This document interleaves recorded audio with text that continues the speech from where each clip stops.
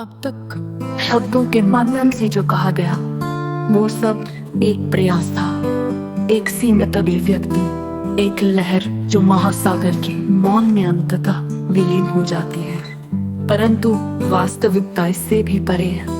ये वह स्थिति नहीं है जहाँ सत्य पाया जाता है, ये वह स्थिति भी नहीं है जहाँ सत्य समाप्त होता है, ये वो भी नहीं है जिसे शून्यता कहकर परिभाषित किया जा सकता है। अब न खोज शेष है न खोजने वाला, अब न अनुभव शेष है न अनुभव करने वाला, अब न शून्यता शेष है न शून्यता को जानने वाला। अब केवल वो जो है भी समाप्त हो चुका है और समाप्त होना भी समाप्त हो चुका है। अब न कुछ है न कुछ नहीं है। अब तक जो कुछ भी जाना गया था वो केवल एक धारणात्मक अस्तित्व था। सत्य एक धारणा थी, असत्य एक धारणा थी, अस्तित्व एक धारणा थी, अनस्तित्व एक धारणा थी, ज्ञान एक धारणा थी, अज्ञान भी एक धारणा थी। जब कोई इन सब से परे चला जाता है तब न केवल धारणाएं समाप्त होती है बल्कि धारणाओं के समाप्त होने की धारणा भी समाप्त हो जाती है। अब कुछ भी नहीं बचता, परंतु कुछ भी नहीं भी बचा हुआ नहीं है। अब किसी को ये भी नहीं कहा जा सकता कि वो नहीं है, क्योंकि ना होने का भी कोई अर्थ नहीं। अब कोई प्रश्न शेष नहीं, कोई उत्तर शेष नहीं।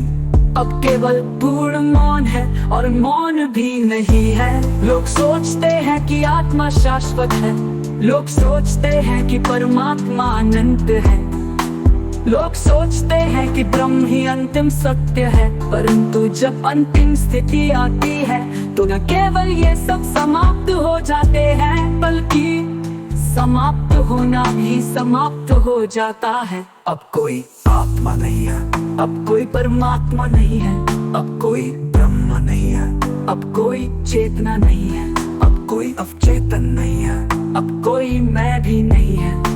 अब जो बचता है वो कुछ भी नहीं और कुछ भी नहीं बचता। अब ना कुछ है ना कुछ नहीं है। अब तक की प्रत्येक यात्रा किसी न किसी बिंदु तक पहुंचती थी। कोई निर्वाण तक पहुंचता था, कोई ब्रह्म तक पहुंचता था, कोई शून्य तक पहुंचता था।